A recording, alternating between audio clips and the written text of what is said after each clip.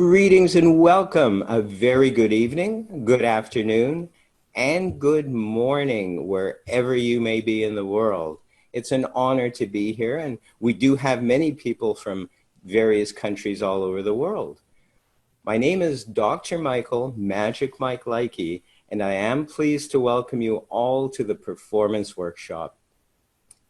It all began as a casual conversation between myself and Anthony Darkstone. Conversations with Dr. Joel Zaritsky, the president of the Society of American Magicians, and here we are. By way of introduction, here's brief background on Anthony Darkstone. He's a well-traveled and highly experienced performer, producer, and director. His work has taken him to several places and countries, everywhere from Singapore to Las Vegas, where he was part of the cast at various shows, including Jeff McBride's Wonderground. He is a talk show host who has produced and hosted talk shows at the IBM, the SAM, Magic at the Red Sea in Israel, and the Texas Association of Magicians. His guests have included Max Maven, Walter Zaney Blaney, Pavel, Quinton Reynolds, Jason Andrews, Phil Wilmarth, Trixie Bond, Marco M., Scott Wells, Michael Finney, Sean Farquhar, Joe M. Turner, and many other notables. He was featured on the cover of MUM in 2000 when he was appointed an international deputy for the Society of American Magicians and is the president of the International Assembly of the SAM, of which I'm honored to be a charter member. His written work has appeared in several magic publications in various countries. Some years ago, he co-hosted World Class Magic with Dan Garrett in MUM and currently hosts Magic Around the World, also in MUM. He is an AIMC with Silver Star at the Magic Circle, where he has lectured and given talks. A good friend of his, the legendary Steve Dacre, described him as, quote, magic's hidden treasure, unquote. Ladies and gentlemen, it is my pleasure to introduce to all of you, Anthony Darkstone. Wow. I want to meet this guy. I don't know who he is, but I want to meet him. He sounds very cool. Oh my, goodness me. Well, welcome everybody.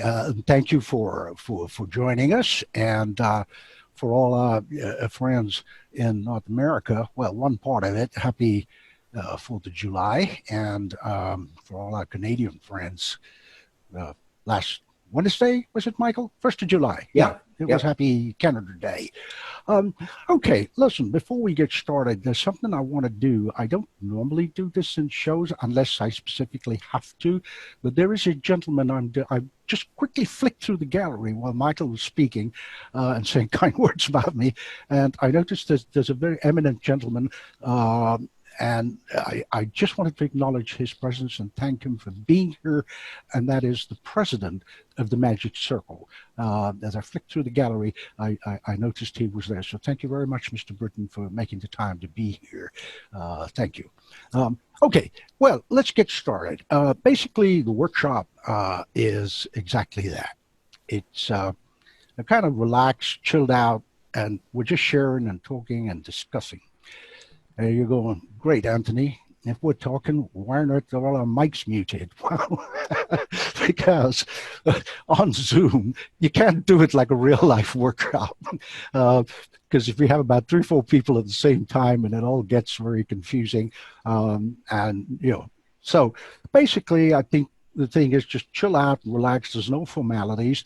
But I want to focus on a couple of things today. I can't possibly cover the entire workshop, so I'm just going to pick snippets that I hope will be of some interest to some of us.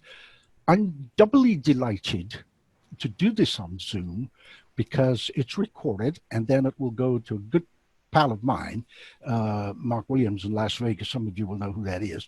And he is a magician who's also a great editor. So he edits from a magician's perspective, and he creates that. And then we will have the link. And if you want the link, we're happy to do it. But I'm doubly delighted because I had a conversation with the president of the Magic Circle, and he would very much like to use that for the, let me see if I get this right, Young Magicians Club at the Magic Circle. And we do also have at the SAM, as indeed at the IBM. I don't know what it's called. I know Lance Burton's involved in it. But at the, it's a Young Magicians Club kind of thing at the SAM as well. I can't recall its name at the moment. So hopefully, you know, some of these young folks will have a look at this and maybe take something away from it. Speaking of taking something away, truthfully, this is not a lecture. I'm not here to preach at you or dictate to you or say, hey, you know, this is written in stone. It's either this way or not at all. No, that nothing could be further from the truth. What I want to do, however, is to hopefully, by some of the things I say, stimulate your thought processes, stimulate your thinking, to go, that's interesting. And as we've often discussed amongst ourselves, you know, the day you say, well, yeah, I pretty much know everything and I don't need to learn anything. Well, you know what? Yeah, you kind of shoot yourself in the foot if that happens. You know, I've been around this business for well over 50 years, actually performing and stuff. And way before that, when I was a kid from 7 years old. And it's kind of genetic. My grandpa, on my dad's side, loved magic and he did a few things. My dad loved magic and he would do a lot of shows. He wasn't a professional and he would do a lot of shows as fundraisers. And I guess that's where I got that from, which we've done along the years and, you know, hope to do again. And as Michael has said, this kind of came up as an idea. We were chatting in the International Assembly of the SAM. We had a lot of people from different parts of the world. You don't have to be an American to join it. So and he said, hey, you know what? Why don't you put something together and some of the things we're talking about might be interesting for other folks. I said, you think so? He said, yeah, for sure. Let's do it. So here we are, as he says. We spoke to Joel and Joel said, I love it. Let's do it. I spoke to, in a conversation about something else, to the person at the Magic Circle. He said, yeah, you know, this could be quite useful as a tape later on for whatever purpose it will serve. So let me please reiterate and emphasize, this is not a teach-in. It's not a lecture. It's not written in stone. I'm not preaching at you.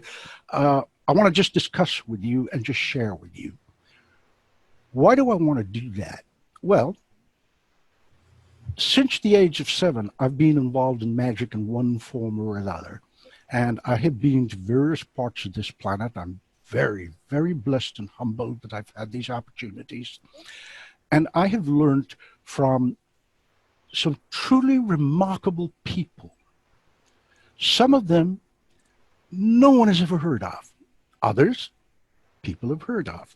The ones that you've heard of are Ralph Markham M., Dear Ali Bongo, Dear Pat Page. Oh God, I'm going to leave somebody out. Well, anyway, the different people along the way. What they've done is they've taken the time, they've taken the effort to help me, to help my son, who has been, back in the day, won a few trophies. He's 38 now. He doesn't do much magic, but back in the day, he won a few things at the Magic Circle and other places, and opened in Vegas for Steve Dackery. Now, all of this is just people helping us, caring. And the purpose of all the workshops is to actually pay it forward, because there may be just one thing that I say that you would go, yeah, that's interesting. And I'll give you, for instance, 2 weeks ago, I've always used the spirit count in things that I do, but I always wanted to take it a step further and didn't know how. Everybody I spoke to, I said, I don't know how we can do this. And when I say everybody, I'm talking about people who know about counts and cards and, Dear John Rockebarmer, etc. What John don't know about cards ain't worth knowing. So you guys know who he is. Uh, I watched an SAM lecture, which, by the way, if you're not a member of the SAM, you can still join in on. They're free. They're free. If you go to the SAM website, magicsam.com, it'll show you how to get into those. We don't have one tonight, yesterday, but they're usually most Fridays. I was watching one with Jim Steinmeier. And in the process of that, Jim did a particular count. I went, wow, 10 years I've been messing with the spirit count, trying to take it to another level. And because something Jim did, I was able to. So we're all learning. So what is it that we're learning? What are we doing? Well, let's just start by saying ours, without a question, is a performing art. It's that simple. Now, our performing art is totally different to any other performing art. You can be Stevie Ray Vaughan, rest his soul, stand on stage, playing your stuff, a string breaks, they come in, switch guitars, nobody cares, and it's just great. You drop a thimble, just one tiny little thimble, you screwed. You drop a thumb tip, you screwed. We are. I say you, talking about all of us. That's happened. There are two things that qualify you as a real magician. First is you must have had at least 2 or 3 live mishaps. That's the first thing. The second thing is that your luggage is on a plane going in exactly the opposite direction to where you're going to perform. If that hasn't happened to you, guess what? I don't care how many awards you've got. You don't get to wear the badge. Now, I know a lot of folks, like myself, okay, we travel around the world, we do things, et cetera, et cetera. And there's other people who are saying, yeah, well, you know what, Anthony, I don't do that. I just put stuff in my car and I go to my local gig, or I'm a restaurant guy. I just work the tables, et cetera. Fine. But that equally applies. So what's the answer to all of that? Is there an answer? I think there is. And this is what I believe my answer to be. Yes, we need to do that part where we've heard it over and over, this wonderful cliche of practice, practice, practice, and then practice some more. Great. I will add something to it. What I add to it is, when you're done with all that practicing, rehearse, rehearse, rehearse, and rehearse some more. Now, back in the old days, in my time, unlike the young people today, and it's only fairly recently, about the last 10, 15, 20 years, we've had video cameras. Whereas nowadays, you can rehearse with your phone. Why is that important? Well, here's my take on it. Because of what we're doing, unlike a musician or a ballerina or somebody else on a stage entertaining the public, we, by our very definition, have to astound them, not just entertain them, we have to astound them. So we've got all kinds of things going on. If you're old enough, like me, you will remember in Star Trek, in the early series, they used to play 3-dimensional chess. I mean, it's hard enough playing a chess game, playing 3-dimensional chess.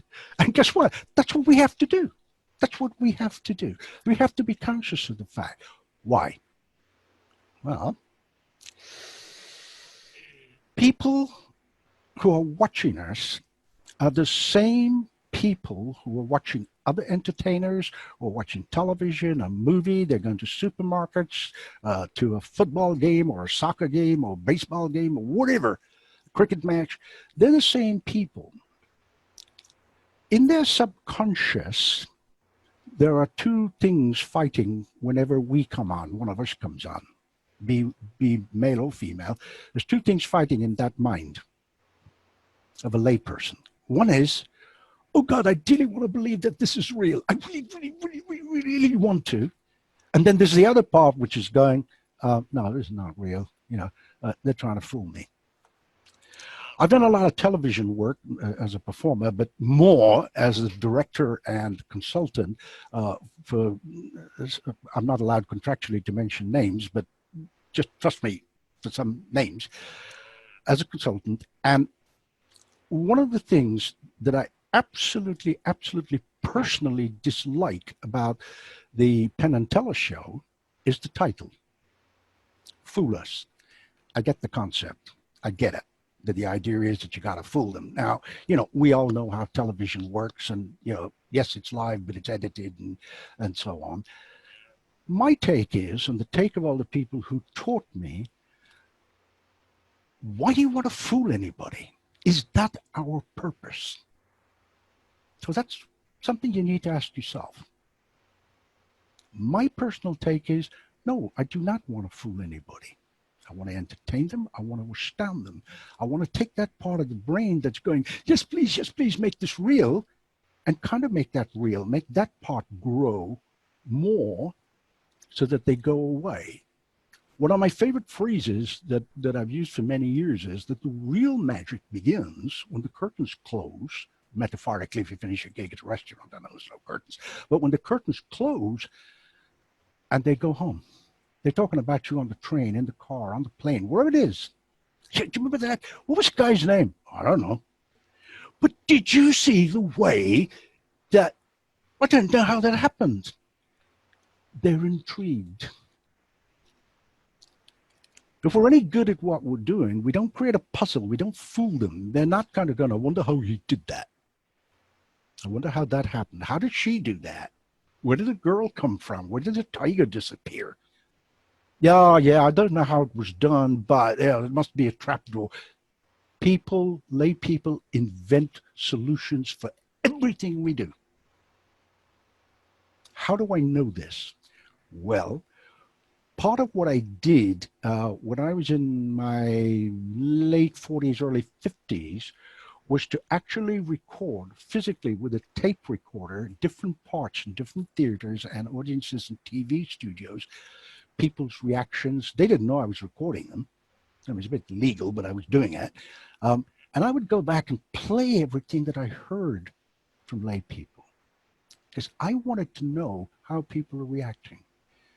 When you're performing, you don't have that. You don't have that luxury if you want. You're lucky if you can see past the first row, if you're on stage. If you're on TV, you can't see anything. Yes, I know there's an audience there, but you're not playing to them. They're just there. They're part of the set. Any magician, in my humble opinion, who plays to a TV audience is asking for trouble. And Michael will talk about that. He's had a lot of experience too in television. Play to the camera. Which one? Well, I want with the red light. Not always. Not always. Because a lot of people think by going on television, it's real easy. No, it's not. Because there's a guy sitting upstairs in a glass booth, and he is cutting from this camera to that camera to that camera. More often than not, it's not live. They pretend sometimes it is, but it's not. Or there's bits of a live show. When I was in Israel working on a consultant for a friend of mine who was on the Air to Uri Geller's show, I mean, we'd just go sit in the green room while they were doing stuff, and then we'd come back and do the live stuff. So, but as far as the audience was concerned, the whole show was live. That was the nature of the show. So if you're playing TV, and I'll come back to that, that is an art form in itself. You have to think very carefully about two very important things. First, time. There is nothing worse than being live on TV on a morning show. You're in the middle of something and your card is, and I'll cut you. That's it, because you've run over your 3 minutes and 27 seconds. Why? They don't care.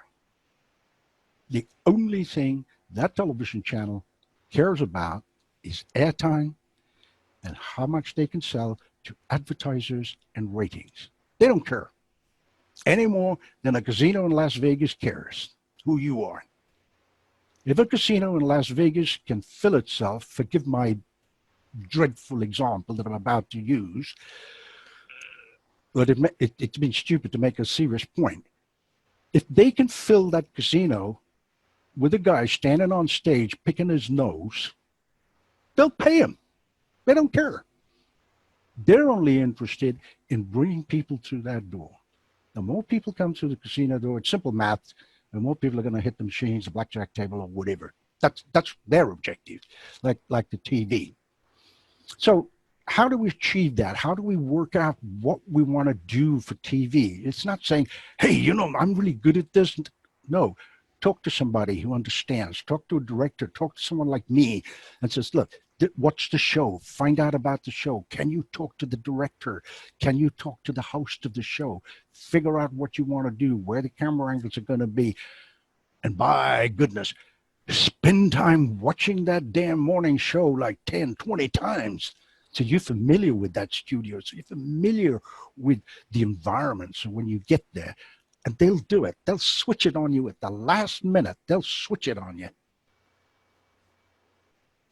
Don't say, wow, this is great. I'm really good at it. And you probably are on stage.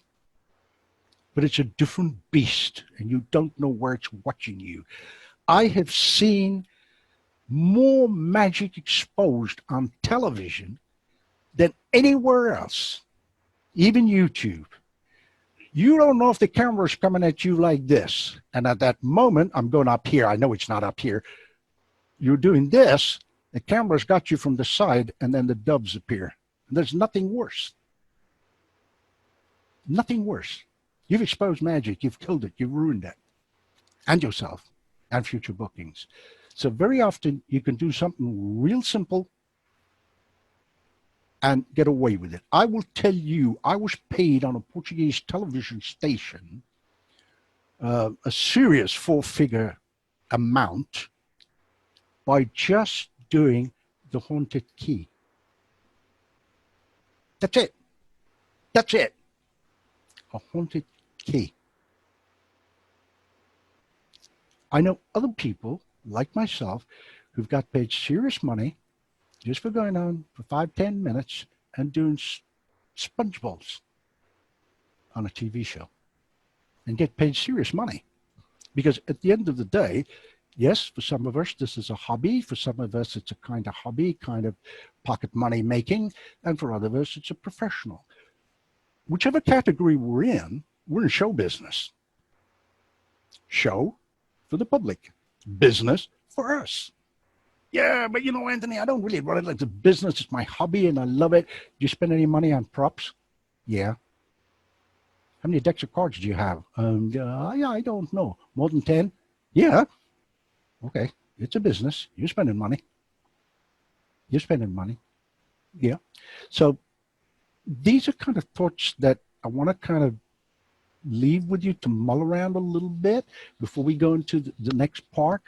And I'll just finish with, be careful of what you do on TV, what you do live. And the most important thing, irrespective of where it is, come back to this rehearse, rehearse, rehearse. And nowadays you can do it. You got a damn phone you switch on and you can watch it, delete it, do it again, delete it. We didn't have that in the old days. We couldn't. We just couldn't. The best we could manage was a mirror, which of course showed everything the other way around, which didn't help a lot, So here's my thing. What happens when you're rehearsing? You're spending time thinking of the outs. This, to my way of thinking, like I say, you can just turn around at me and go, oh, bullshit, I don't believe in that. That's fine. I mean, I'm just here to share, okay? I'm not here to argue or dictate. The outs are more important than the effect. The what ifs. What ifs, what ifs, what ifs. Yes? What ifs. Now, I'm not saying you have to load 15 birds if you're only going to produce 6. I'm not saying that. Yes. I'm saying if you're going to produce 6 birds, you figure out some kind of an out if something happens to the 5th bird. I have never worked with birds. I've directed and helped people with birds, but I've never worked with them. Um, Mostly for the last several years because you can't travel with them. You just can't. I'll give you a quick anecdote. George Shapiro was a very good friend of mine who Channing Pollock thought was brilliant. George Shapiro, I mean, he won a couple of FISMs as well and third places, but still, hey, it's something. Great act. He won gold cups at the IBM and the SAM on the same year. Nobody's done that. George Shapiro. They booked him in England. And his act, as we say in American parlance, sucked. Why? Because he had to borrow birds. He couldn't travel with them. And if you've seen George's classic FISM act and gold cups that he won, etc., at the IBM and SOAM, you will know how magnificent and wonderful and truly worth winning those awards. But unfortunately, in England, he just shut to, nothing. Because it was somebody else's birds. I mean, they were good enough birds, but you couldn't travel with them. So you need to think about all this stuff if you're not already, and saying, hey, what is Anthony saying about this rehearsal thing? That's why they do it. In movies and plays, they have rehearsals. And then guess what? Before opening night, they have a dress rehearsal. And they'll take the play to some obscure theater away from the city, off Broadway or off the West End of London or wherever, and they'll try it out there. And the good director will sit there and go, oh my God, we've got to cut that scene. And yeah, we have too many spear carriers. Get one off, right? It's messing it up. If you've got 17 spear carriers and you've got 3 witches in Macbeth stirring a pot, nobody's going to be watching the witches. They're going, what are these 17 guys going to do next with the spear? They're not going to do anything. They're just a spear carrier. So can you see my analogy here? Michael, you wanted to jump in on something there? Did you? Well, it was a while ago. It was to do with magic for television. Mm. And so it's kind of a moot point right now, but it isn't. So very briefly, I'll mention when I've guested separately from my own TV show, which ran for 9 years out in Canada, I would always ask a cameraman, one of the cameramen, right before we'd start, right before my segment would start, usually a chat show or whatever, and I'd go, just cue me 2 minutes before my segment is up. 2 minutes before, because I could time things that way. If I'm right in the middle of an effect, I'll speed it up. Or if I'm thinking I'm just at the end of an effect, I won't bother starting the next one if I've got that 2-minute cue. So that helped tremendously. Every single time they were always very nice about doing that. The other thing too, and you make such crucial points about all of this, is I would always keep one eye, not obviously, on the monitor. They always say one of the rules of television is don't stare at the monitor, don't stare at yourself. So I'd be aware, it's almost like having multi-eyes, if you will, on what I'm doing, keeping tight, just in case, camera 3 is coming out of the blue, like you said, and getting an angle that's not good. 9 times out of 10, I'll usually have effects that are angle proof anyway. But I'm aware of all the cameras and where they are, including the little red light on top, which one's on. But I'll also keep a spare eye, one of my 200 eyes, on the monitor without being obvious. So I know really which camera is on and what to highlight while I'm doing it. Maybe I just want to lift a little finger. Maybe I just want to make a gesture. So you get to learn that by trial and error. I have a story about when my sub trunk didn't work. That was a nightmare in a show. It was a brand new sub trunk. I could share that now or later if you want, but we'll do that a little bit later, Michael, if that's okay. Yeah. Okay. But we're talking about outs, so I thought I'd mention that. I had to clear it. Absolutely. Outs are vital. So that's, I mean, if you're registering some words from all the words that I'm, getting out here, outs, that's, that's the main thing. Uh, Magic, good magic, is about working out your outs. It's you spend more time testing that friggin' net on the ground and pulling at it and doing everything you can before you climb on that trapeze. Two reasons. First, you know in your mind the net is secure. And because you know that when you get up on the trapeze, I'm using an example, obviously. When you get on that trapeze, you have that extra confidence, energy, call it what you will. I mean, the Chinese have a word for this called qi, and the Japanese it's called ki. Anybody who's done any martial arts will know what I'm getting at. But it's a kind of internal thing. Uh, and you can go, yeah, I'm good. Provided I've got my hands powered and then powdered and they're not greasy, I can actually, yeah, do the flying, be on that trapeze or whatever, in the secure knowledge that if you fell, you've checked the net. So it's a kind of roundabout example to explain outs, but I'm hoping the visual is there. Speaking of visuals, can I just ask a small favor of everybody? I'm going to count to three, and then I'm going to ask you to close your eyes and just listen to what I'm saying. Okay? It'll make sense. Trust me. Okay? Ready? One, two, three. Great. I want you to imagine watching a television set. On that television set is a Tom and Jerry cartoon. And as Tom chasing Jerry, and something else happens, and Tom comes down a drain pipe, and he comes out of the drain pipe, and then Jerry is chasing him with a broom, and Tom goes over somewhere else, and then you hear this sound, screech, and he stops because Jerry's standing there with a hose ready to squirt Tom. And then Tom screeches, screech, and stops, and then Jerry turns on the hose, and Tom gets all wet, and he's a cat. Did you manage to pick up some of that in your imagination? It's okay. You can open your eyes now. Yeah? Okay. Why did I do that?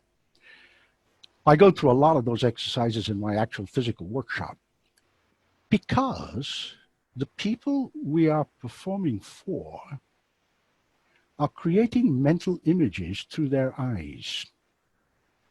They are the same people who watch a Tom and Jerry cartoon.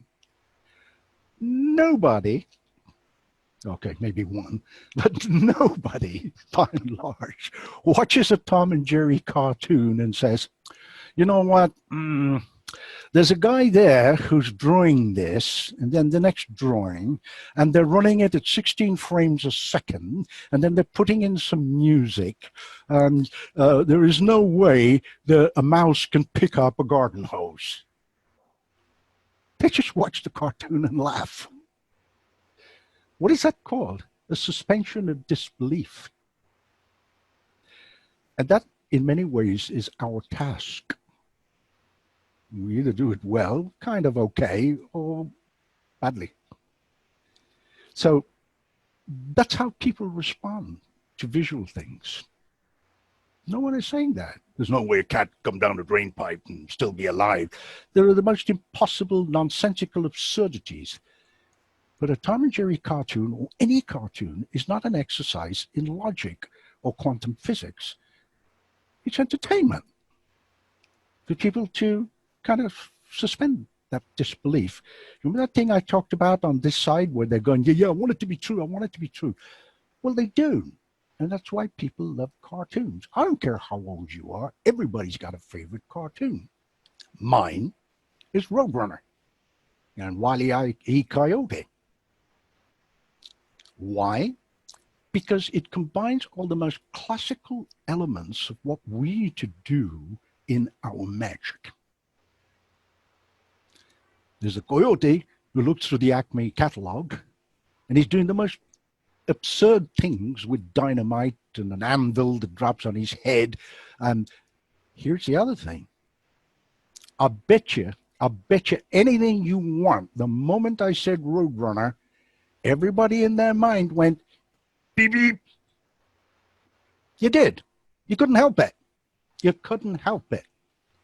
So it's human psychology, and we can use that. I don't care if you're doing mind magic or some other magic or great illusions or whatever you're doing.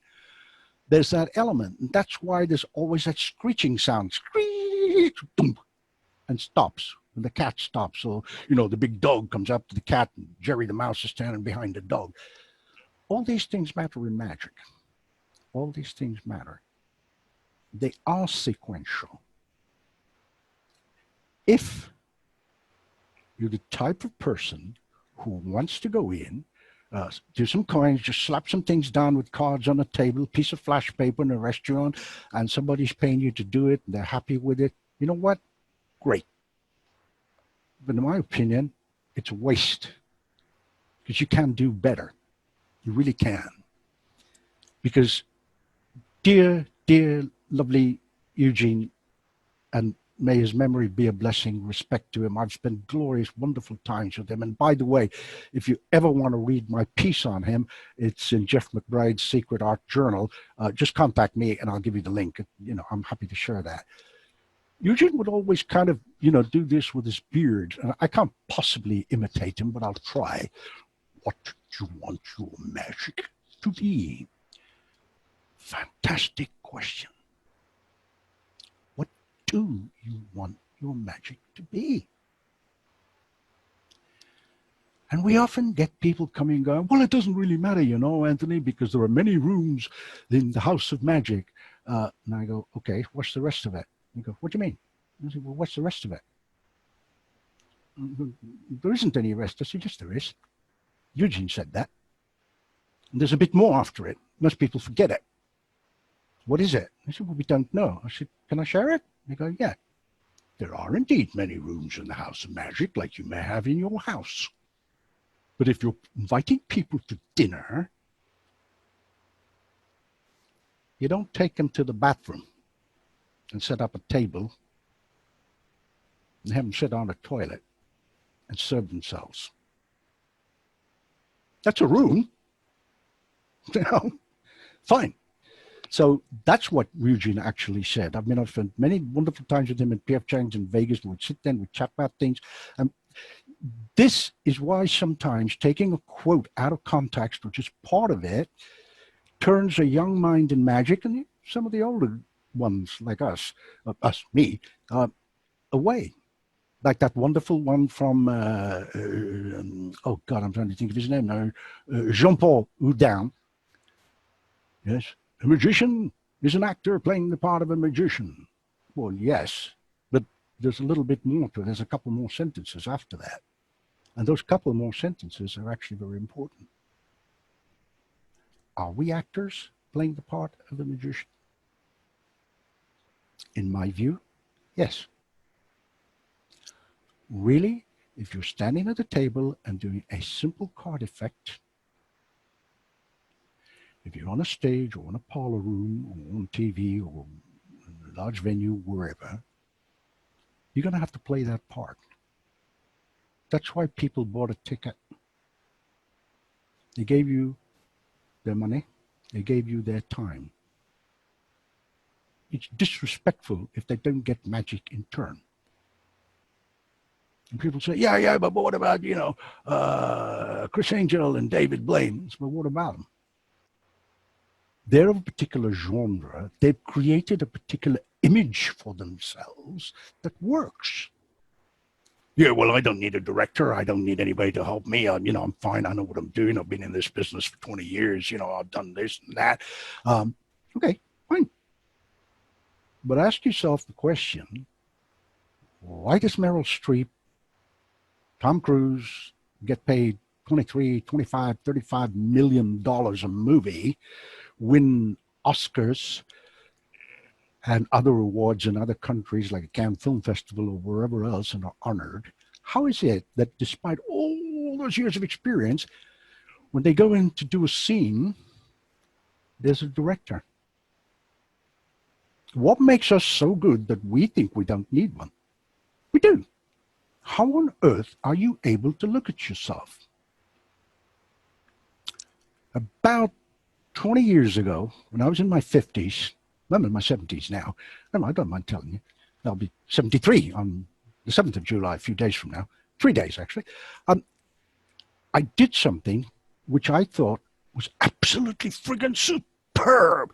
There was a mask and a cloak, and it was all kind of, whatever. And it was just amazing with beautiful crescendo music. And my son, who is absolutely brilliant, brilliant, brilliant magician and director, turned to me and he went, "Dad." I went, "Yeah." I went, "What do you mean?" "Dad, you ain't 25. Your body is betraying you." And he was right. I don't care who you are and how fit you are. The older you get, you don't move like you used to move 5 or 10 years ago. In your mind, you do. Yes. I'm thinking, wow, I can do this. Look at this, And the mask would come off and the fire would come out. Oh, yeah, it's brilliant. But you know what? It sucked because my body language was crap. I was moving like an old guy. That effect was for a young man. It's that simple. And we need to have ego, and the only place it belongs, in my humble opinion, is on stage. When you're off, learn.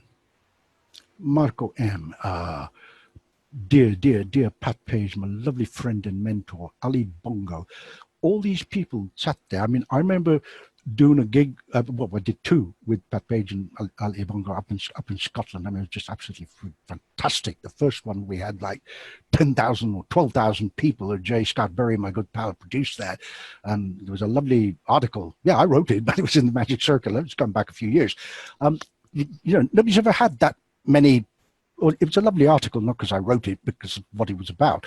And I remember in all the years I knew him, both in England, in Europe, and in the States, and everywhere else, Ali Bongo, for some reason, never, ever called me by my name. I've no idea why. I asked him once after several years, and he went, and that was it. And I went, okay, I'm not going to push it. He would always kind of address me, but never actually call me by my name. I remember coming off the stage in Scotland, and he came up and put his hand on my shoulder and went, "That was very well done, Anthony." Since that time, I honestly, truthfully, hand on heart, I don't care what anyone says about my performances. I really don't. Hand on heart. That's it. That was enough. That was enough. I mean, you can give me 20 gold cups and whatever and awards, but that, truthfully, hand on heart, was the greatest moment of my life. It really was. It really, really was. So these things were important, learning from these greats. And anybody who knew Ali and knew him well will tell you that he was the humblest of people. He really was. I'm just going to digress for a minute because this may interest you. I have a couple of shows that we do for the SAM. One of them is called Arian Black's Magic Kitchen. Some of you may know it. And the other one called the Darkstone Dossiers. And on the 11th of July, at this time more or less, the Darkstone Dossiers, I'm going to have a wonderful gentleman from England who was actually kind of introduced to me by Catherine Rhodes, the secretary of the Magic Circle. And his name is Steve Short. I'm having him on the show as a guest. He's going to talk about David Nixon, about Ali Bongo, and a whole host of things. And you're going to go, well, who are these guys? I live in the States. I live in Morocco or somewhere. I don't know who these people are. Doesn't matter. Trust me. Come listen to what Steve's got to say. Okay, it's going to help. It's going to help. It really is. Okay. Well, I digressed a little bit. So that brings us neatly to the next thing: character. Aha. Now, there's battles being fought over this. Just be yourself. Okay. My response to that is, why? People go, what do you mean, why? Well, you just said, be yourself. Yeah, that's it. I just want to be myself. Why? Well, because I am. Okay. I guess you don't know the answer to it. Am I permitted to give you an answer? And they go, yeah, okay, what do you mean? I say, it's real simple. You're in the performing arts. Why does a ballerina like Dame Margot Fontaine, some of you have never heard the name, but it doesn't matter, dancing the part of the dying swan in Swan Lake, actually wear this costume and not a pair of jeans, some flip-flops, and a sweater? Well, she, on stage, she's playing oh, I think I know what you mean. Yeah, that's exactly what I mean. Nobody wants to pay money for you to be yourself. You can be an extension of yourself. But you know this little part in here where everybody's going, yeah, I want it to be real. I really want it to be real. That's where you have to be real. You have to be a magician.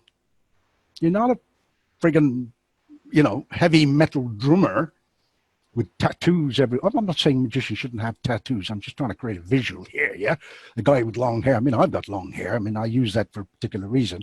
But if that's your character, if that's the kind of Chris Angel look, and I'm trying to think of this other guy, and I can't remember his name anyway, who's got the tattoos and the spikes, that's his character.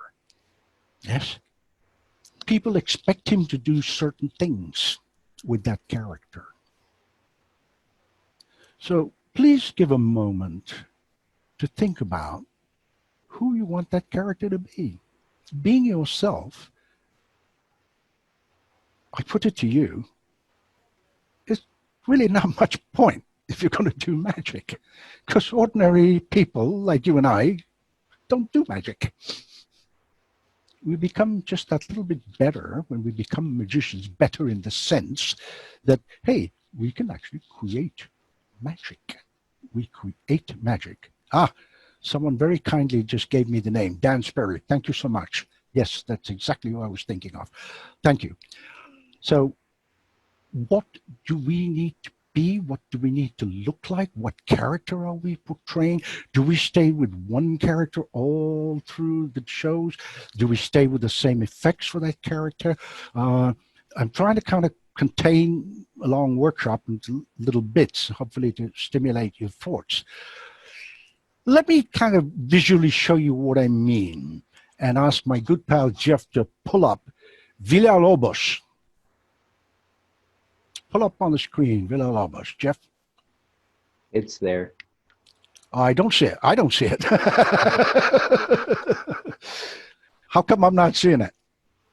Hit gallery view, maybe. I'm not sure. Okay, let me go to gallery view. Okay, bear with me, guys. Bear with me. Yeah, I really need to see it. It's Sean Connery. Yes. There it is. Okay. It is Sean Connery. And the reason I put that up is because not everybody would immediately recognize him. And yes, I know it's just a still. But if you said to 99 out of 100 people, Sean Connery, everybody's going to imagine him as Bond. Yes. I mean, he's did some magnificent work since then. I mean, great parts and great movies, and so on. So this is not how you imagine Sean Connery. Oh, leave it up there, Jeff, for a little bit, please. Oh, it's gone. There he is. Yeah. Now look at that costuming. Look at the hat. Look at everything. Look at the fact that he's grown a beard. There's no makeup. That's real that they've done on. Whoa, it's gone again. Oh, I don't see him. Where's the picture, Jeff? Go to gallery view and click on the picture. You might be able to see the picture in gallery I'm trying to view. do that. Sorry about this, guys. I'm useless with technical stuff, I promise you. No, I don't see it. I don't even see Jeff. Where you going, Jeff? I'm James Bond at the moment. Oh, there it is. Okay, I see it. Okay, if you guys can see this picture. All right.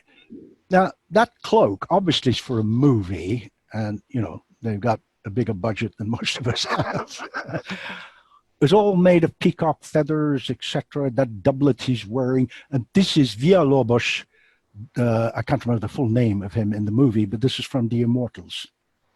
He just had what I would consider, a short part, a small scene, where he just came riding up on this white horse on the beach. If you've never seen that movie with Christopher Lambert, The Immortals, I urge you to see it, because there's much to be learned about how to perform magic by watching that movie. A lot. So there he is in a totally different character. Speaking of that, if I said Clint Eastwood to you, everybody remembers him in, A Few Dollars More, The Good, the Bad, and the Ugly, maybe Dirty Harry, that kind of thing. Very few people remember him in The Bridges of Madison County. Great movie with Meryl Streep, but it bombed in the box office. Yes, the movie was Highlander, exactly, not The Immortals. Thank you so much. Uh, thank you, Keith. So, yeah, because there was no scene in which he got tough, beat up anybody, or pulled, a 357 Magnum. Because the audiences perceived him in a particular way. When he started his own company, Malpaso Productions, he kind of went back to some of those characters and took everything he had learned from Sergio Leone, who made and produced the dollar movies, A Few Dollars More, Fistful of Dollars, etc., and used that when he made movies like The Outlaw Josie Wales. Another movie well worth watching, because it's not just a great Western, it had a great cast, great script. Frame by frame, everything about it was right. Lighting, you name it. Okay, we go to the next still, if we would. Jeff, please. If you don't know who this gentleman is, really, seriously, okay, if you're a young person watching this clip, you may not, but, most of us here, yeah, that's Dear Ali. Now, if you look at him there, I wish I had a better picture of him, but you can make out he's actually wearing a kilt. Now, it's not very often people get to see him in a kilt. Sometimes he would wear what they call in Scotland, and I hope to goodness I get this right, trews, which is kind of like trousers, but they're all tartan and everything.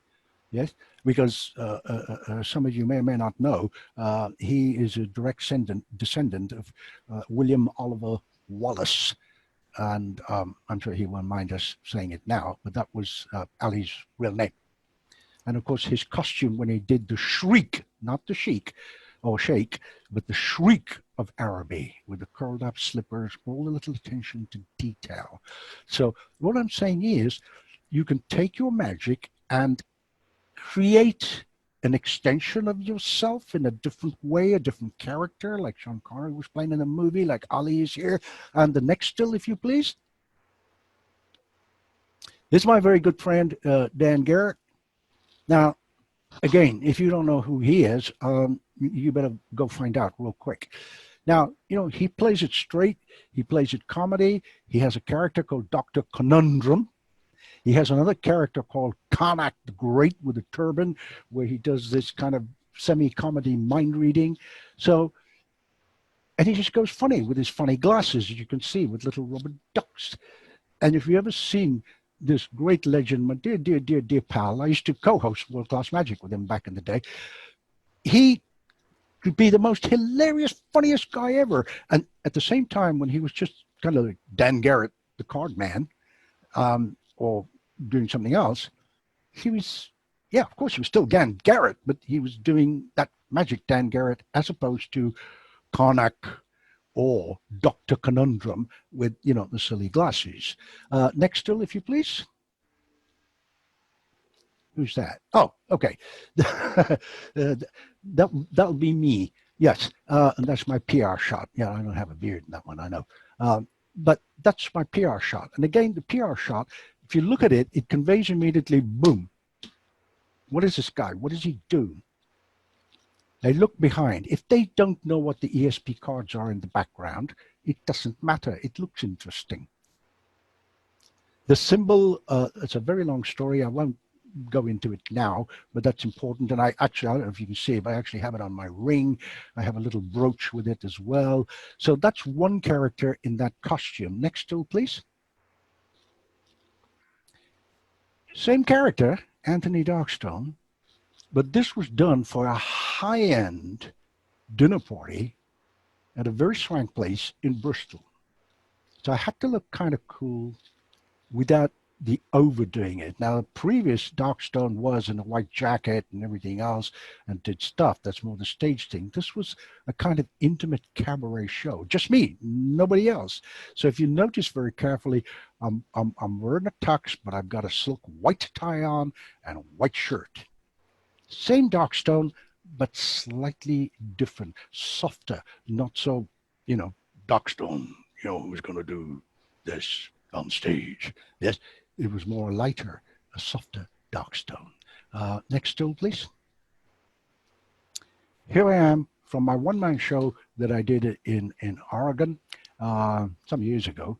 Yes, and that also carried that same kind of visual with the and it was very interesting. I was talking to my pal Steve Shaw. Sorry, you don't know who that is. Banachek, and we both kind of came up with this idea of a visual, more or less at the same time. And we were talking about that.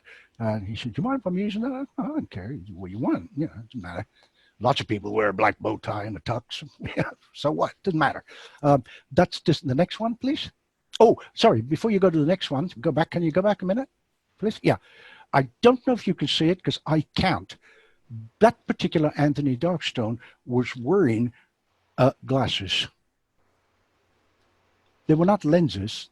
They were just kind of special glasses that I had made that softened everything, but it created a slightly different character. And during that performance, I had to take them off at some stage to emphasize that to the audience psychologically that I actually can't see anything.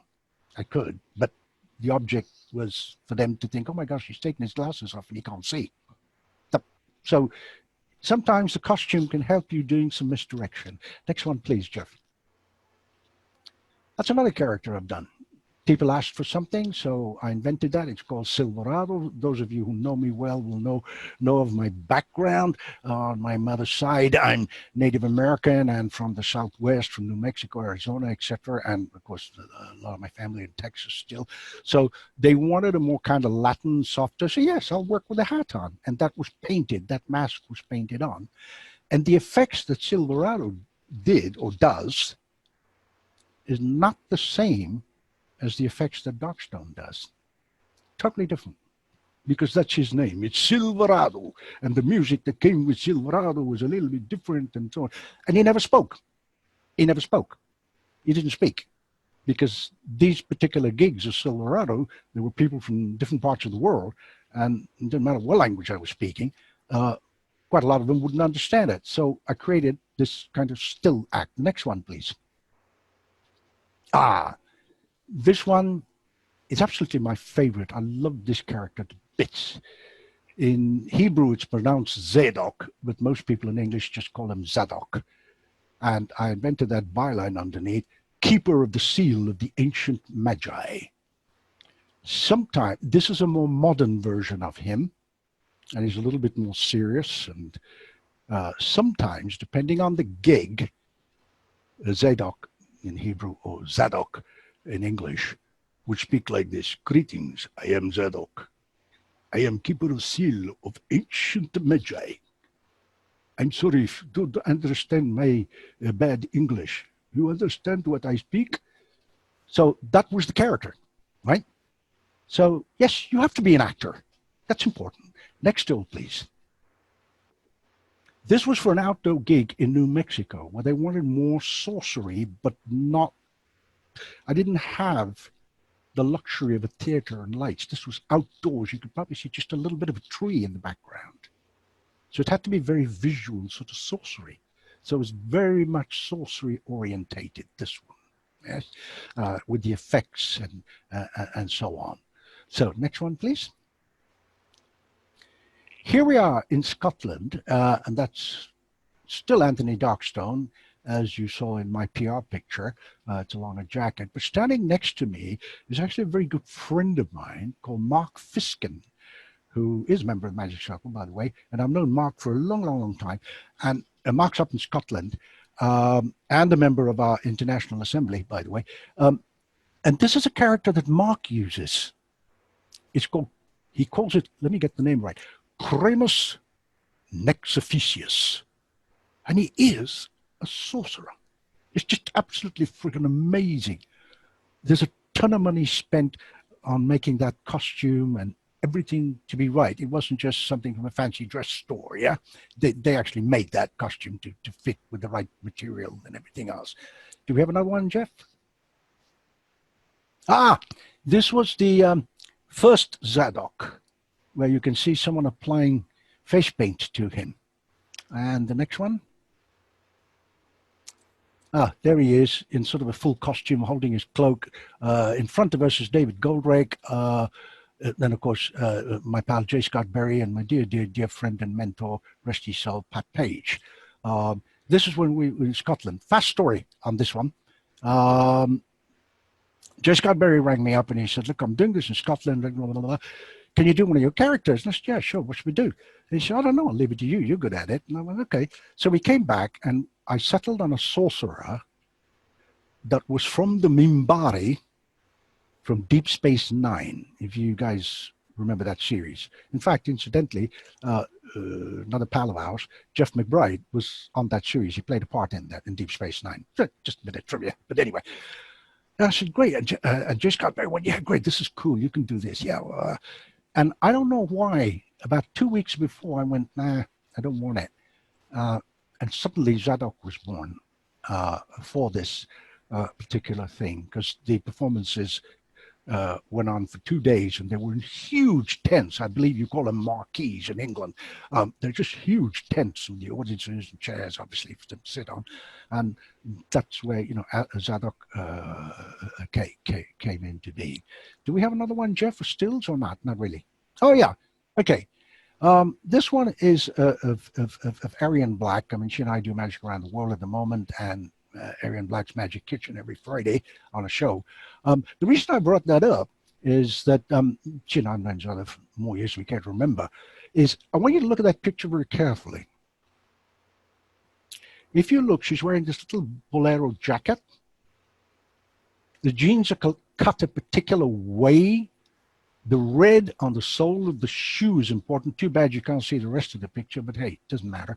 This was when I wrote the article to cover feature for her when she was on MUM in May. I just want to show you that to show, if you go to our website, you'll see all the different visuals of Ariane. And a lot of those costume designs she has done. And you know, her big show is called Secrets, which she did in Vegas and elsewhere. All the costumes, the dancers, the costumes, all of that, she designs them. I wanted to show this picture because, you know, if we had ladies watching, I don't know if we do or not, but it doesn't matter.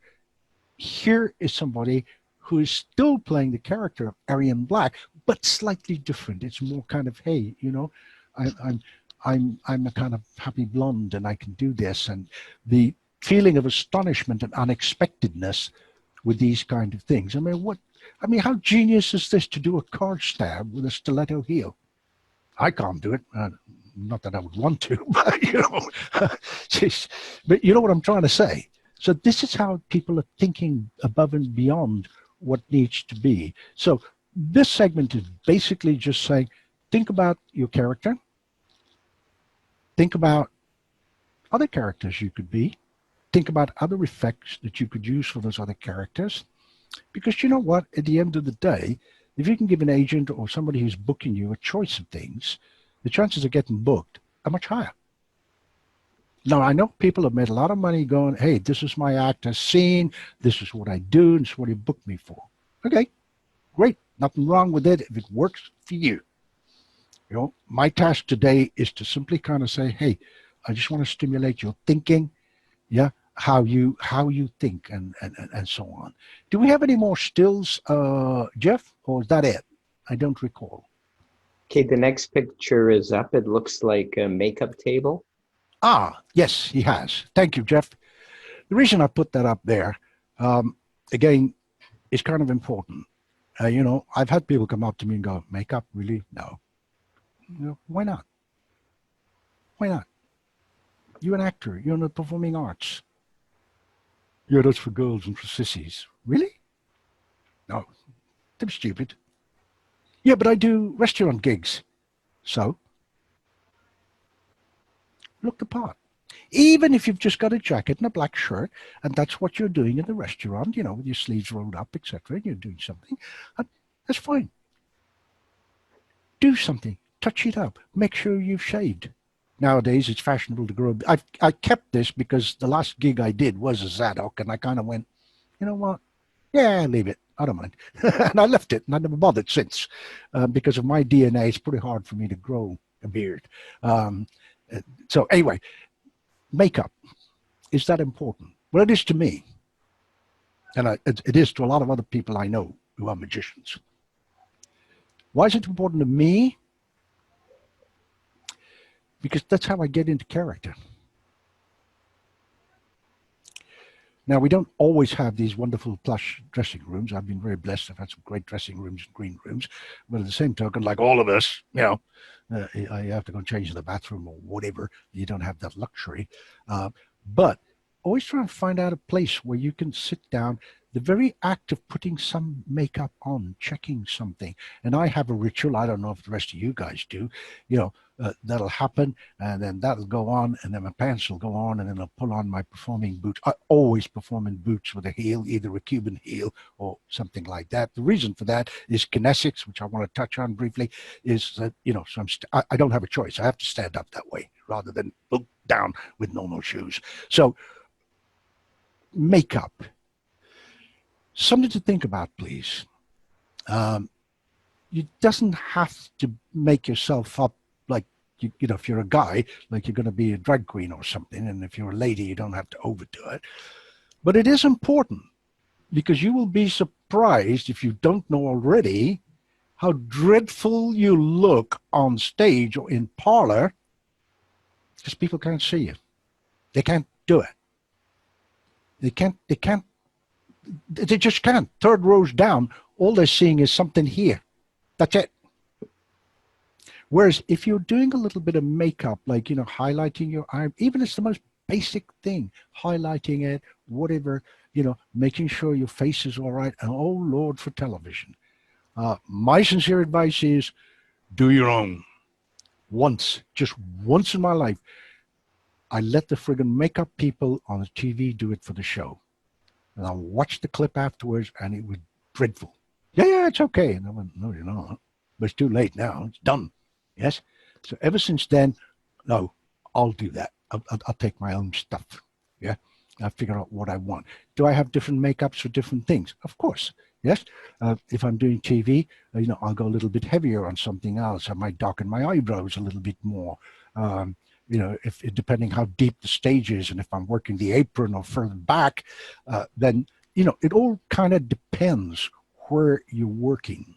If you're in the restaurant just doing, you know, a gig, or you got to do a birthday party at someone's home, you know, those children are excited. And at the same token, you know, you've got to kind of look the part from the minute you arrive.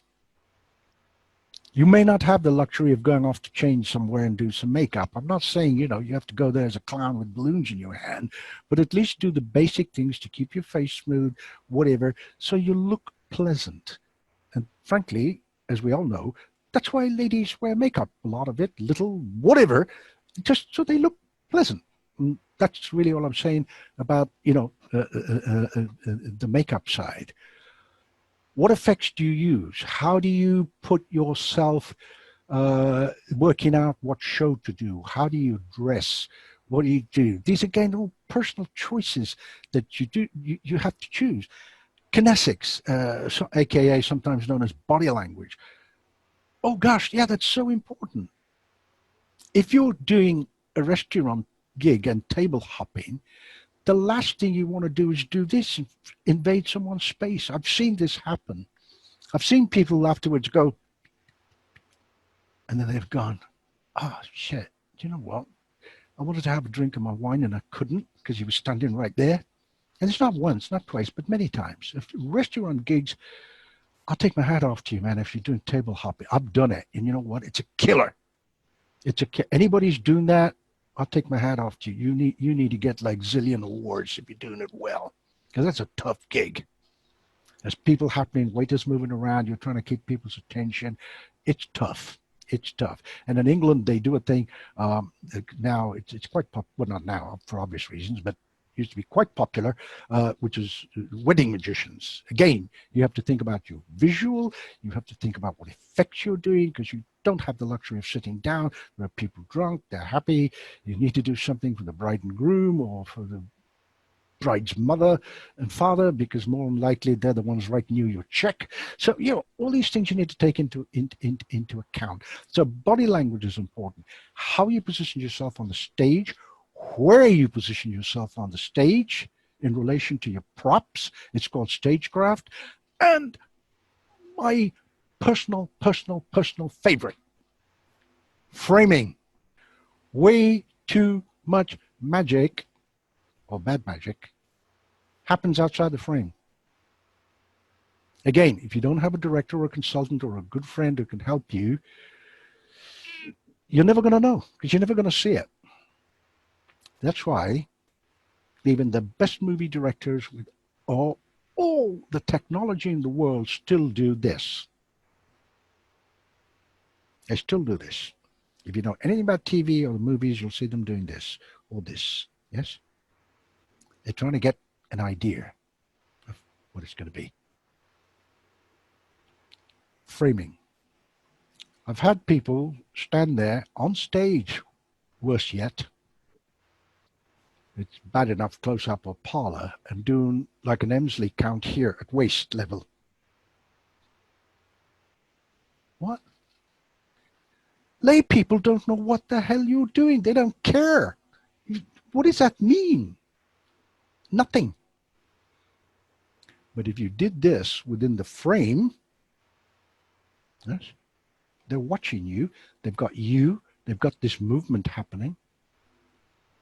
And they don't know what's going on, but they know there's something magical happening because you're moving cards around. Yes?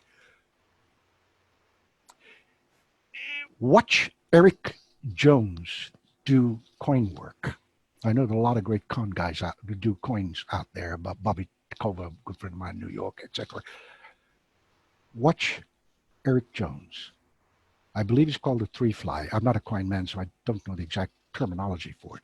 We all know it. There's three coins and then one here, and then that disappears, and another one comes up here, and then there's two coins, and then one coin, and then two and one. I think you all know the effect I'm talking about. I don't do it, and I can't do it. But try and watch Eric do it, because everything happens here in that frame. Everything. He's right in the middle, and this is happening, and he's that.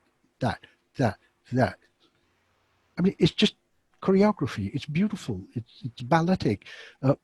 Lay people are just like, wow, yeah. He's got to them where they, oh, please make my magic real. He's got to them. Just by that. He's not saying a word. Yeah. The other thing is script. What is script? Does it mean you have to say a lot of words and just jabber on? Nope. Script sometimes can actually be silent. Really? That's a script? Yeah, it is a script. Who writes the script? Get some help.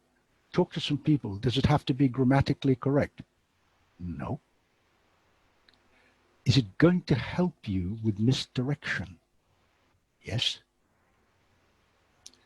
Before they make a movie, they have what they call storyboards. It's the same with a TV series.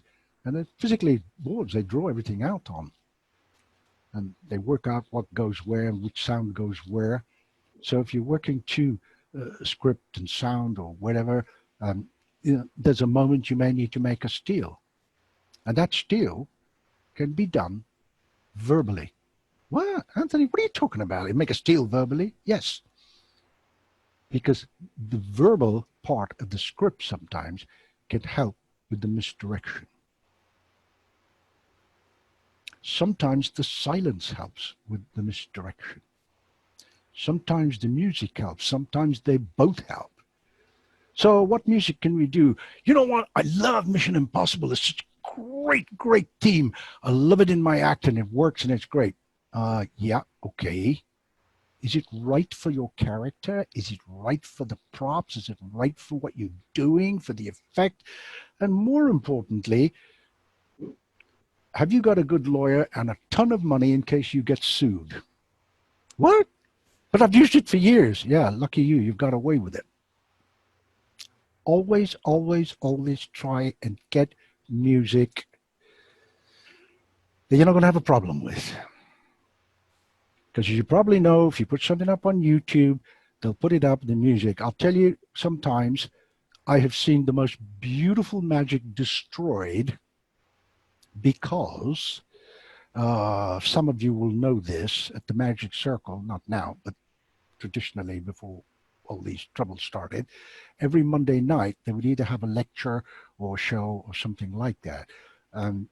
Some of the people on there were just absolutely 11 out of 10s, brilliant. But it was destroyed when you watched it on a live stream because the music was cut. Because the live stream, I don't know the technical parts of it, but they were not allowed to play that particular music. So you watch something absolutely beautiful, someone doing something with the rings or silk, and it was just magnificent, pure magic. And it just looked like KRAP because you couldn't hear, because they wouldn't allow, it's not the Magic Circle wouldn't allow it, it's just that the live stream, whoever is in charge, FB or whoever, I don't understand the technicalities of it. There are very brilliant people there called David Agrawal, Bob Hamilton, all these brilliant, amazing guys who do all this work. They will know the parts of it. But the point I'm making is you get to see somebody and you can't hear their music that's supposed to accompany it. And it's just so sad. So please consider, the music that you have. Everything that I use music-wise, I mean, my main Darkstone act opens with 2.5 minutes of music. And I do a little something that establishes who I am and what I'm doing as a character. I don't say a word for the first 2.5 minutes. That music was specially written for me well over 20 years ago by a Hungarian friend of mine. And they performed it, and I got the rights to it. Another piece of music I use for an effect, which is, I call it the acid test, which is basically 6 goblets, and one of them's got acid, and I don't know which one's got the acid, and I drink it. Blah, blah, blah.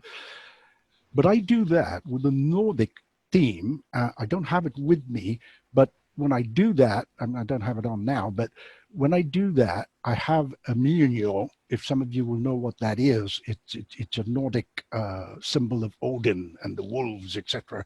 So it fits that effect. And the music I use for that is from a friend of mine in Denmark. Believe it or not, his name is also Mike Olsen.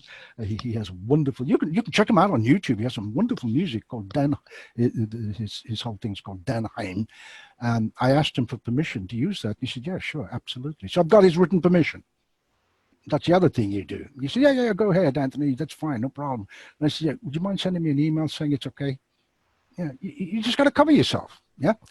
So whenever I do that, I mean, the final thing is, the 6 goblets, one of them's got the acid in it, and I'm going, "Hail Thor!" And people are going, "Oh shit, was that the acid?" No. And then I'm going, "Hail Freya!" "Hail Thor!" So I'm running through all these kind of Nordic characters, and finally only one is left, and that's obviously the acid, and I then just get people to throw metal in it, and the metal melts and stuff. But anyway, I'm just trying to explain why I use that special Nordic music for that effect, and so on. So I think we've covered a lot of script, we've covered a lot of stuff here. I don't know what I'm supposed to say to you some more. God, I'm really trying hard to. I've never done this before. Take the workshop and condense it. I really haven't. But I want to illustrate some of what I've been talking about before, we go to kind of questions and a nice chat, and you can type questions and Michael will, kind of field those, and you can talk directly to me, whatever you want. I mean, we're just relaxed. It had been another situation. We'll all be sitting in a room somewhere and maybe a few beers, and it's a workshop. It's not, and I, obviously will go through effects with you and that kind of thing. Let's see. What I want you to do is I'm going to ask Jeff to put up a clip. Just remember, always smile.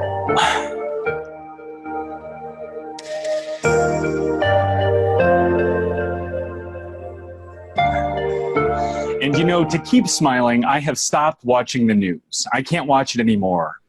No longer do I watch the news, I read it. And I just picked up this fine piece of journalism today, the Las Vegas Review-Journal. Actually, I was reading it through this morning, and I had some thoughts about some stuff that was in the news. And I thought, well, instead of telling you what I think, why don't I just show you?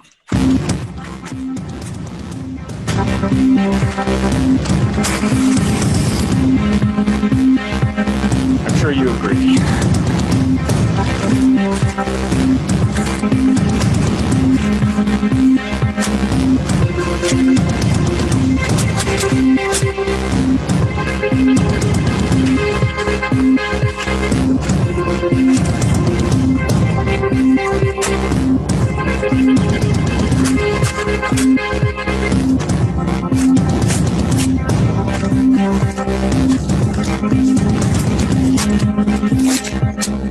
Now, I know you're probably expecting a magician to stand here and rip up all these pieces and instantly restore that newspaper back together.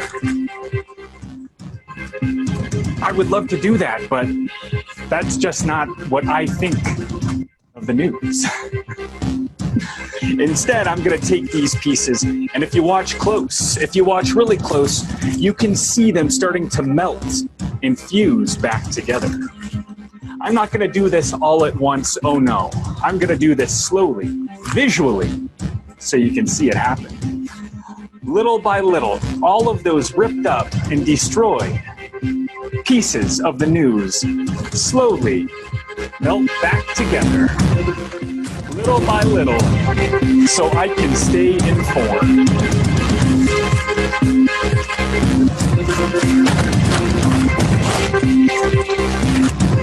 That is the news.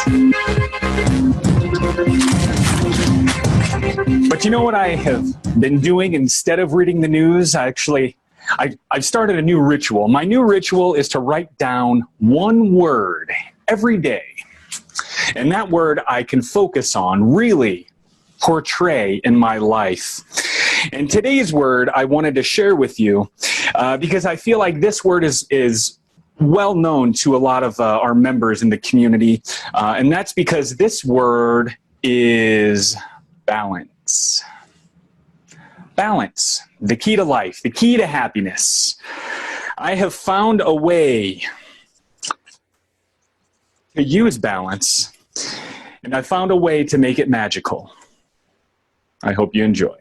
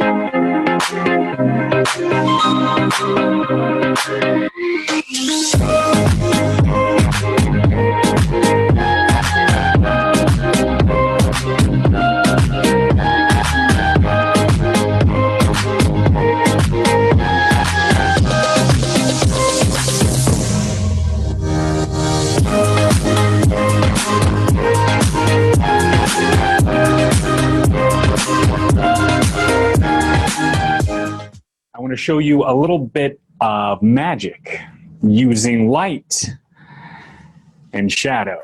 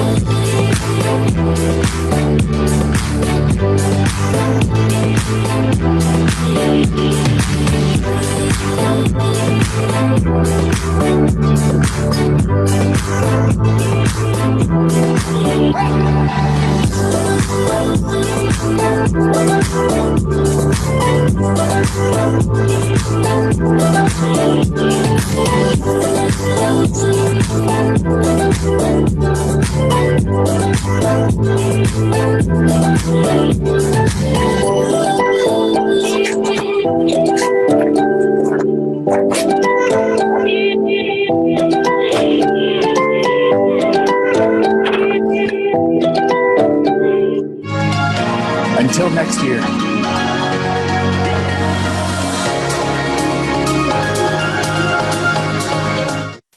Okay, that's good. Thank you, Jeff. The reason I wanted everybody to watch that is because in 11 minutes, it takes care of what would probably take me hours to talk about. Firstly, the framing. If you noticed, everything he did was there. The focus was there. There's so much to talk about this, but I'll just keep it short and tight. The effects flowed smoothly from one to the other. It wasn't just, let me do this coin routine, produce some birds, and then go to the linking ring. Where was the sequence in that? There wasn't any. In Jason's, there was. Everything made sense, from the script to the way he was standing, his kinesics, his body language, his smile. When it was needed, every single thing was carefully thought through. Now, he's in his mid-30s now, and I've known him since he was about 17. In fact, he affectionately, we're not related, but he affectionately calls me Uncle Tony, which just kind of like mark of respect, I guess. And, you know, I've seen him live in Vegas. I've watched him now, watched him on Penn and Teller. He's got, look at his website. Jason Andrews. It's that easy. Okay, it's just amazing. I'm thrilled to bits. I've finished writing an article, a cover article on him for MUM, which will be featured, I'm not quite sure when, but sometime this year. That's up to the editor, Alan Howard. But I wanted to use Jason's clip to emphasize certain points. Again, the scripting, the use of words. I bet you never spotted it, but some of the use of those words for misdirection, the framing was superb, the sequence into each one. Now, you might possibly turn to me and go, well, what was the sequence that suddenly went into hand puppets and that was boring? Yeah, everybody can do a rabbit, I can do a rabbit. And then that comes the moment of astonishment, because you're doing that emotional thing with the audience. They're kind of going, yeah, okay, I've done that. And then it's kind of like, oh, wow. It's the magic. It's no longer, how did he do it, or I can't figure it out. They're in the moment. I can send it to you if you want it. I mean, I've written a lot of articles on a lot of different people. If you go to my website, it's just anthonydarkstone.com, it's got a section called Magical Words, and one of them is John Rockebaummer. And as John rightly says in that article, you have to at times break the fourth wall, which is a theatrical expression, as many of us know, and other times you have to build it up. That clip explains that carefully, how he does that. And it's not a live audience, and he's still doing that. He's still doing that. Then the parts where his script is not saying anything, it's that music. And I happen to know that the music is fine. You know, he's not going to get sued by anybody. So these are kind of elements that sometimes it doesn't matter if you're a hobbyist, you're semi-pro, you're a professional, but professionals will carry insurance anyway, but not for music. I've known professionals that do that, right? I saw Jason once in Vegas and everything else, and then we came off, and like we all do afterwards, a few friends would all hang out somewhere till 1 or 2 o'clock in the morning after shows. I believe he was the opening act for Jonathan, I can't remember. Anyway, whatever it was at the grave. And we were all sitting around, and I said, "What's wrong with you?" He said, "Yeah, I don't, it just didn't feel right. Something was wrong, And I said, "No, listen, man, it was great. People were applauding, and it was really good. And we had some really, cool known magicians in the audience, and yeah, it was great." He said, "You know what? There was something wrong with it." And I was just very quiet. And he looked at me, and he sort of said, "What do you think?" And I said, "We'll talk about it." And he kind of realized, okay, there's something going on here. Well, we did talk about it the next day. We got together, and he said, "What happened?" And I said, "Kinesics." And he went, "What?" I was in the right place. I was doing everything. My stagecraft was perfect.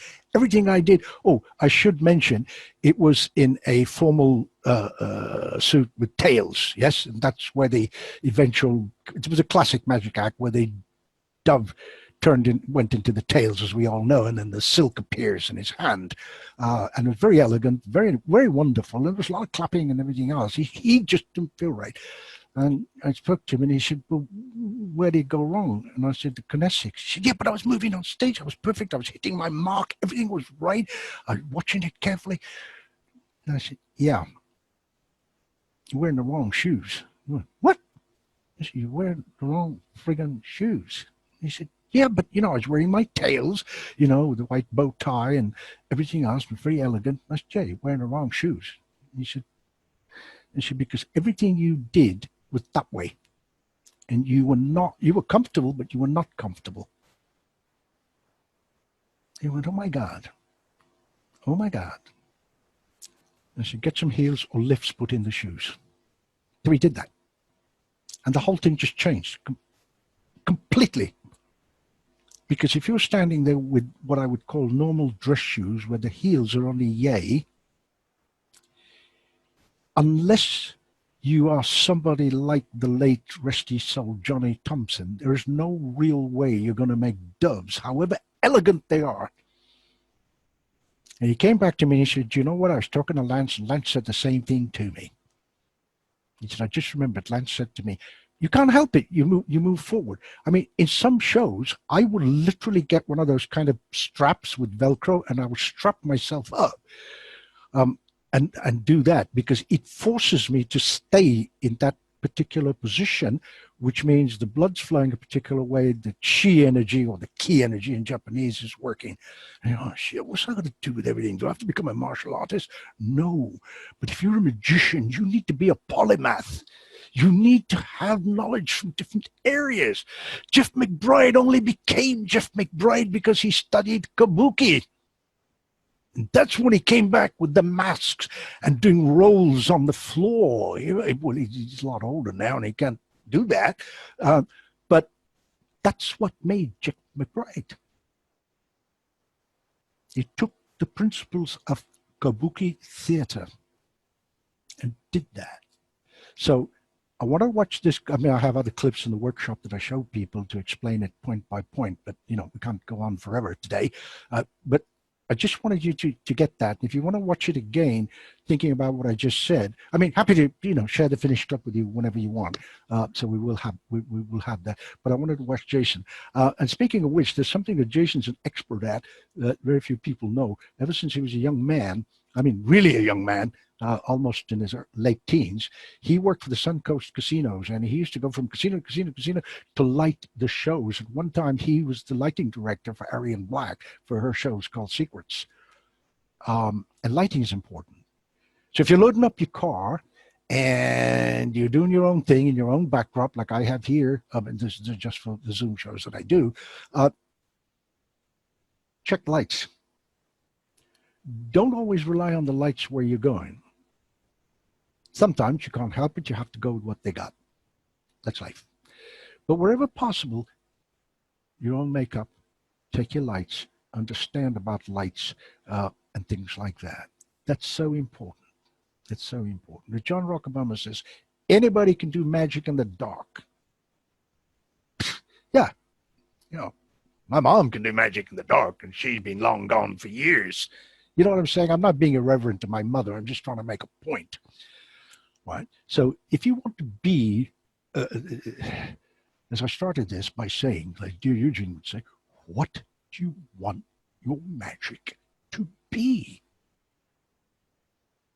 Is it just saying, I want to sit at somewhere at 2 or 3 in the morning, you know, at a convention with some other guys, or hang out in a room and just show them my quadruple, triple lift and how clever I am? And that's fine. If that's what you want to do, that's cool. That's cool. Nothing wrong with that. If all you want to be is just a trickster, that's cool too. Okay? That's fine. But if you want to do magic, then you have to study your art. There's no other way.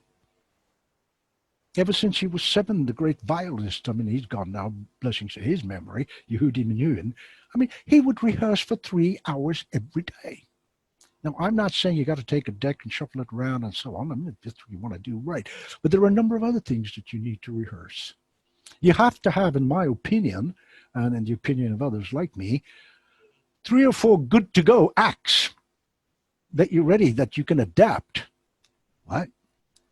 Now, somebody says, yeah, well, you know what, we ain't got a lot of budget. You know, all we can pay you is like, you know, maybe $1,000 or $1,500. And you're kind of going, ah, shit, you know, that's not much and so on. Well, the short answer is, do you take the gig? In my opinion, yes, I would take it, but I'm not going to give him the $5,000 show. It's just plain business. It's plain business. Sometimes to get the business, that's a whole different thing, part of the workshop. I won't go into it now, is how you negotiate a fee. That's a whole different topic on its own, right? There are people who go, well, I know what I'm worth and that's it, and I'll take $300 or £400 for my show and that's it. And that's what I charge all the wedding shows for, or whatever it is I do in the restaurant. That's fine. If that's what you want to do, that's fine. All I'm saying is there are other things. Life is not just about a McDonald's hamburger. There are things like quality, beautiful Angus beef from Scotland and steaks. Yes, it's both meat. I get that. Only you can decide where you want to be in that. Yes? Do you want to get that? My whole thing is just high-end stuff. Not because I'm arrogant and not because I think I'm the best things in sliced bread. No, because business-wise, I have made up my mind that's my market. And it works for me. I'm not saying you ought to do it, but I'm saying you ought to consider it. Because for me, I would rather do 20 or 30 gigs a year at a much higher fee than, 150 gigs. Running around, and most of what I do involves getting on a plane and getting off at the other end and, going through all the friggin' hassles of security, like, why do you have 17 decks of cards in your carry-on bag? What does this do? Is it metal? Is it dangerous? I said, no, it's not on the danger things. Have a look at it. What does it do? I said, I can't tell you. Why? Because I'm a magician. Oh, can you show me something? The moment that happens, I'm cool. I've got 2 or 3 things in my pocket. I just do something happy. They become my friends. Yeah. Off you go. So all these things you have to, not so much now, obviously, but, if you're doing a lot of flying in airports and in and out, I mean, the king of airports and flying on and off friggin' planes is my old pal, Sean Farquhar. I mean, this guy has probably been in and out of more friggin' airports and on and off more planes than the entire world has had hot breakfast. I mean, he really does. I don't know how he does it, but he does it. So it depends on what you're doing, right? If you want to cram in two gigs in a day, go for it. If you're young and you got the energy and you're great, go for it, do it. But make sure you've got everything together. You've got them in separate places so you're not confusing it. If you're using the same effect, for example, like a thumb tip, let's just say, in the first show, and you've got to get in your car and drive to the second one, my sincere suggestion is have another couple of thumb tips in the other bag for the other show. Have a couple of other silks. Yeah, but I got them all here, Anthony. Why do I need to do that? I mean, you know what? You need to do that because a day will come when you don't, and you're going to blow a gig. Jeff McBride, I mean, if I've got it here, I can show you. Actually, no, I can't reach for it immediately. I can't. I can't reach for it immediately. Well, I'll try. Hang on a minute. Let me try. No, I can't. Yeah, there it is. Okay, I found it. Okay, that's it. That's it. It's a little pouch. It goes on my belt. Yes, it's got a zip here. It's very carefully done. Another one here, another pocket, and obviously the big pocket here. That's 2 45-minute acts in there. If every single thing I've got goes missing on a plane, stuck in an airport, going in the other direction to which I'm traveling, fine. Yeah, I get to Singapore, I'm Shanghai, and I'm going, where's my bags? Well, we don't know what's happened. I think it's stuck over in, well, really? Oh, okay. All right. I got the gig. I can't turn up and go, you know what? I'm so sorry. The airline's lost my bag. They go, yeah, like we care. You've signed a contract. You don't fulfill it, we'll sue you. That's what happens in the real world, right? So, I'm there. The only thing my insurance will indemnify me for is, if I drop dead and can't fulfill the contract, then that's fine. there's an exclusion clause which says that. And again, this is something even semi-pros and people like that need to think about. What do you do in your contract? I don't have a contract. Fine. Exchange emails. That's a contract. That's illegal. But put down everything in case of. That's it. There are 2 45-minute action there. All right. Where's my table? What's happened to my table? Okay. I've done this. Get there, go to a supermarket, get a pile of boxes, preferably wine boxes. You'll understand in a minute why wine boxes. Yes. Duct tape. Never travel without it. Always duct tape, WD-40, and a wire coat hanger. 3 things. Whatever you do, you got to have those, right? If you haven't got them, you can always soon get them. Okay, the duct tape, round it. If I'm lucky and I can find it, one of those little wooden things on wheels that you can buy for a couple of dollars or pound or whatever. They have this thing in England called a pound shop for all the friends in England. It's to put plants on so you can wheel the plants around. Yes, I put all the boxes on there, tape it all up, go into some little place, get some black cloth, throw it on the top. That's it. I got my table. In my carry-on, I've got my close-up pad. I never do close-up, but I always like to have a close-up pad even in my stage shows because it just looks nicer and I know things are not going to fall off when I put them there. So, fine. In worst case scenario, if that goes missing, I'll go and get a piece of felt and cut it and put it on. You're not going to believe some of the great names who've had to do that. If you ever talk to Tobias Beckwith, which is Jeff's agent and friend, he'll tell you the number of times duct tape, wire coat hangers, etc., and the audience never knew. We're talking like, serious money gigs here. Jeff, if you ever listen to Jeff or attend one of his lectures, he'll tell you, I don't have one here. Yes, I do. Yeah, but it's a small one. It's a glasses case. He actually carries everything he needs in a glasses case. So there's just a little kind of tip for you if you need and if you're stuck. And you say, yeah, but it's okay. I've got everything in my car. I don't travel and go to airports or anything like that. But you know what? It can't hurt. It can't hurt. I've done this in the past and I've told friends to do this and they've done it. You know what breaks down really easy as a table? And it weighs almost nothing for, if you're on an airplane or even if you're putting stuff in and out of your car. You've all seen them as those kind of vegetable racks on wheels. Everybody's seen them. You probably got one. Yes? Well, it's like a little drawer. They're all open. You can just put your sack of potatoes and onions and stuff on there. You know what? They all come apart. They're all made out of this kind of plasticky stuff and you can just put it in there and that's it. That's it. There's no problem. There's no problem with security, with nothing. There's no metal bars.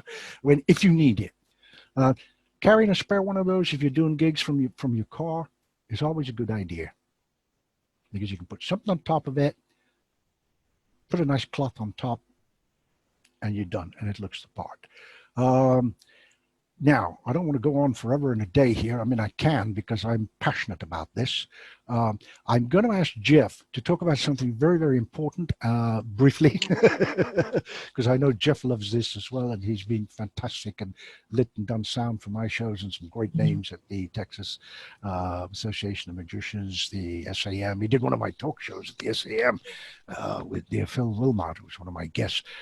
So, Jeff, would you like to just say a few words about lighting and the investment on getting the right lights and things like that? First of all, I'm going to be the first one to say that we're going to talk about lighting, and I have got probably the worst setup right now that you're ever going to see. And that's because I'm in a little corner of the room, and it's what it is. I've got a couple lights from the front, nothing from the sides, nothing from the back. There's horrible shadows back there. So this is horrible. That said, I know what it should be. It just isn't right now because it can't be. Rather than just prattle on for a while, do you have a specific question or two that we might answer? Well, I think I have one, which we've talked about in the past. The difference between investing some money in some good LEDs, which are cooler and they don't heat up, as opposed to other lamps and lights. There's a lot to be said for that. 3 years ago, we would have had a different discussion. LED fixtures have come a long way. Are they as good? as some of the incandescent conventionals? Not quite. But for the majority of things that are going to happen, they are very, very good. And like you said, you can, depending on what you buy, you can change the color temperatures from daylight to tungsten to match up with what used to be called conventionals without gel. And if you buy the right fixture, you can, well, pretty much indefinitely change the colors. Now, you don't necessarily want that on yourself, but for backgrounds, if you've got just a white site behind you or something else and a couple of LED ground row and an LED strip light up top, you've got 100 different looks. Now, to make that happen, you're going to have some kind of a controller and somebody to do that. My view is, and I'm usually the one that's mashing the buttons, but get somebody to mash the buttons for you, or have something that is so well programmed that there are little controllers, you can run it off your phone or a little clicker. There's a number of ways to do it. But the issue with doing that is if something isn't correct, you cannot adjust it on the fly. Not if you're just using pre-programmed things. But yes, LEDs are more efficient. The cost of the energy involved in running cooling is huge. They will pretty much amortize themselves over, depending on what you're buying, 6 months to 2 or 3 years. That's between you and your accountant. And if you're in your own theater, it's definitely recommended. If you're traveling around, I would buy them just because they don't weigh nearly as much, and weight is a factor, especially if you're traveling by air or if you're shipping things. They do care about the size of the container, but they more base their fees on shipping on weight. So any chance you got to cut weight, the better you are. What else? Okay, I had a question, Jeff. Yes, sir. Just recently, and I think it was Linking Ring, not Mum, somebody wrote about lighting for, doing Instagram and all these home-based videos. And they mentioned 4 lights. Now, everywhere else for that type of show, I've seen 3 lights. In fact, I use 2, one for each angle coming at me, one from here and one from here. But some like it dead on or from above, as in TV, and 4. So are you familiar with that? Why would they suggest 4 rather than 3? Well, I was always brought up on the 3-point lighting. You've got a key light on one side, a fill light on the other, which is not quite as bright and somewhat softer on the side for your fill, which gives you, if you look at the kind of a split, this side would be very bright. The other side, not quite as much. It gives you a better look. And then a backlight, which some people call hair, does exactly that. You keep it out of frame, and it just, again, I don't have the ability to show you what that does, but it does make a difference. For the most part, softer is better. You want either an instrument that you can control, like the old school ellipsoidals that are around, or Fresnel light, both of which are heavy and bulky, and they work great and not particularly portable for setup in a little home studio. This is, again, where LEDs come in, and you get diffusion. It's sometimes known just throughout the industry as get some schmutz. You get it from any theatrical supply house and put some schmutz in front of the light, and you can use it to change the color. You can use it to change the color temperature, and I use about 3 different types of diffusion, and depending on what you want to do, and there's a whole wealth of information about that out on YouTube and here and there, what we might want to do to light a girl as a model. You might want to use a little bit more diffusion if she's not exactly 19 anymore. Back in the day, it actually happened, and I forget who the actresses were, but they would, honest to goodness, smear Vaseline on the lenses of the cameras and use that for for a quick and dirty diffusion because the grande dame of movies, again, she's not 22. She's hadn't been 22 for at least 50 years, but it makes them look good. So diffusion is your friend. As far, Michael, as the 4-point lighting, I've heard of it. I don't have a lot of experience. Now, again, you might consider having something coming up from underneath just kind of to eliminate spooky looking. shadows. If you're using the right key and fill, that doesn't happen as much. Back in the day, I was doing a lot of country acts, and country acts are well known throughout the industry as hat bands. And here you got this big old cowboy hat, and it looks great, but it cuts off everything from about here up. So we'd always have a little, either a bounce card or some sort of an auxiliary fill, but that was specific to the country hat band type things. Am I making any sense at all? Yes. Oh, absolutely. One more question, which was Sure. never answered for me by my lighting guy on my TV show in the 9 years that we were taping. Back then we taped. Yes, we did. There you go. We were always raised up. There was some sort of platform and, and then appropriate lighting. Back then it was Klieg lights and whatever scary, heavy things. If they fell on you, you'd die. And Pretty much. why were we raised up? I don't know. I've also, it's the same thing. It's a little bit of a stage when I was working for one of the networks, and did several series for about 8 years. We had things raised and things that were down on the floor. Is there a reason for it? The lighting guy might not know, but your scenic artist or production designer might. That's a design element that the production designer says, I want this, and the carpenters build it, and then we light it. Very good. Very good. Thank you so much. Lighting, and we've just only managed to just touch on snippets of things. One thing that I will add, and I haven't mentioned before, is, and I know a lot of people in the business or pros agree with me, you may not, but wherever possible, and maybe even insist to make it possible, write your own intro. Oh, absolutely. Yeah. Record it if you can. Yeah. Absolutely. If you can't do it, tape it, do something, get a friend with a good voice to actually, go, ladies and gentlemen, this is, Jim, the Magic Man, whatever. Get someone to do that if you can't do it. And yeah, because there's some great people, even today, well, I say today, up to the last few months ago, who just get ruined by some MC not knowing what to do. If you're working a gig with other people, take a moment and make friends with the MC.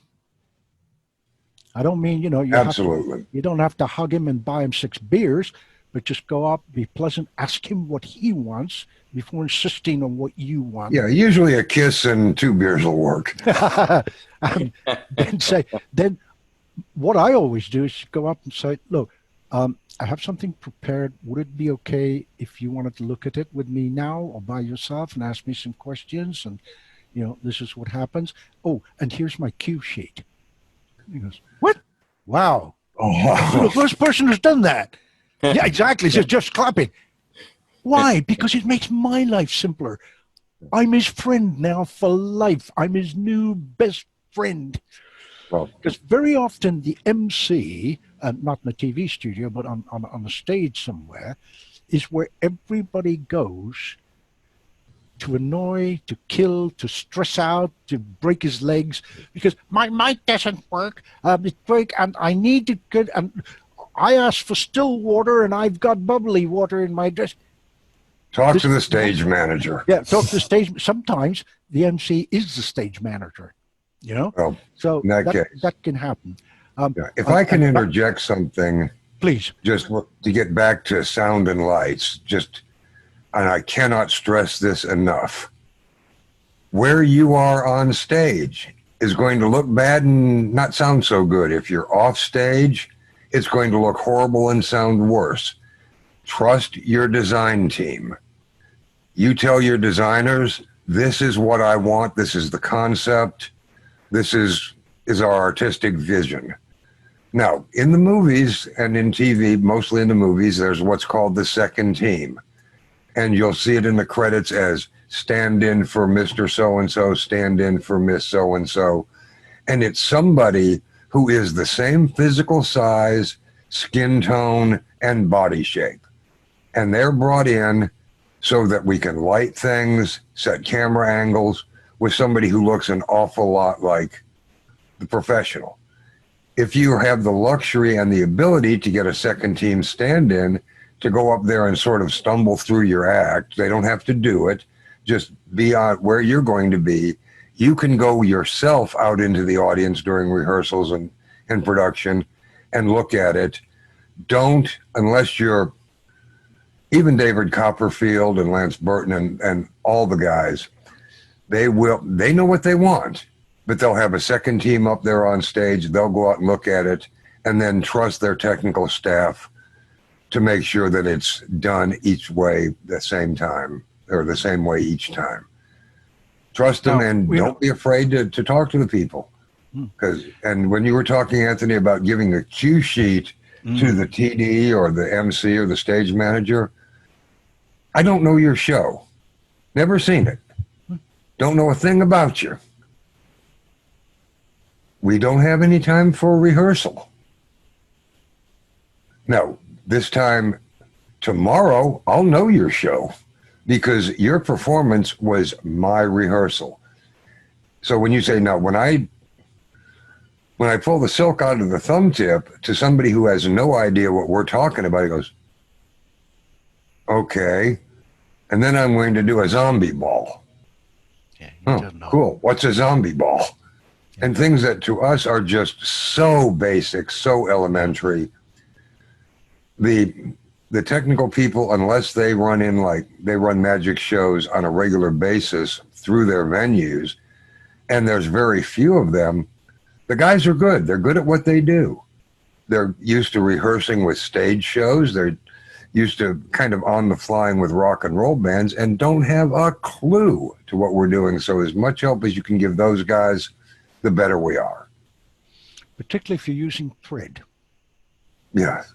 I was in a gig last year in London. I'm not going to mention names, but the guy who was using thread was really, really, really lucky because I had a buddy of mine who was going to film my spot who knew about how to light threads. I don't. I mean, I have a basic knowledge, but that's not good enough. I don't use threads.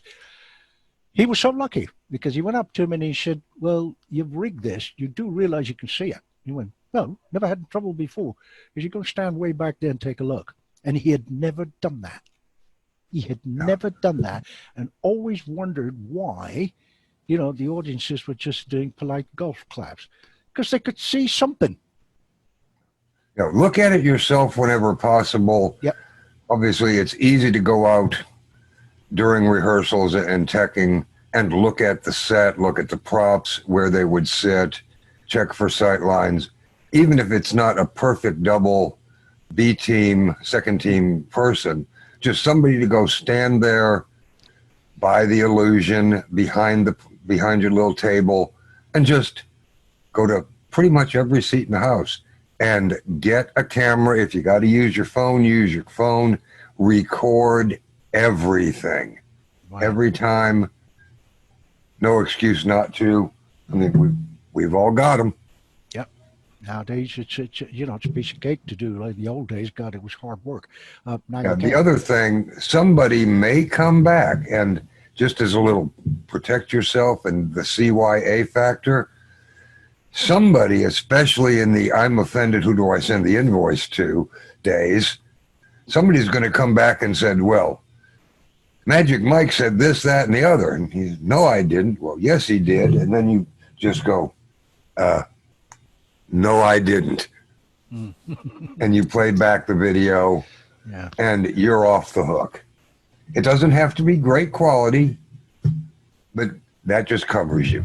So the purpose of this was, yeah, it is about performance. It's about your lighting. It's about your sound, everything you can check.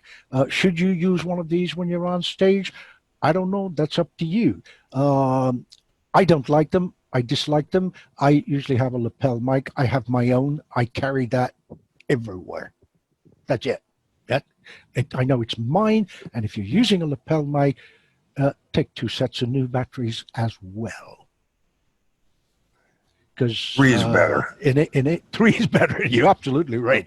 I mean, in England they call it Sod's Law. In the States, in North America, and other places, say Murphy's Law. Guess what? 3 is better. I've had that. Brand new pack of batteries, it goes in, the friggin' thing won't work, and you go back and forth, and you're suddenly going, wait a minute. And then some guy comes, have you got the frequency right? So I don't know. Yeah, you're the sound guy. Look at it. So he does. That's it. Because you've got, and if you're working with animals or birds or whatever, yeah. And then one golden rule, which I'm sure does not need stating, and that's the reason why I'm going to state it.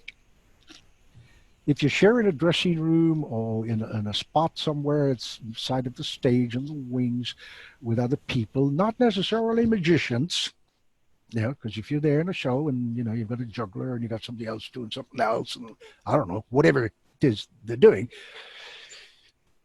do not, under any circumstances, touch someone else's props, and that includes lady assistants. Seriously, I was in Texas one time where gunshots were involved backstage because somebody did something inadvertently that he thought was funny. Okay, now that's a bit dramatic, but it really did happen. It really did happen.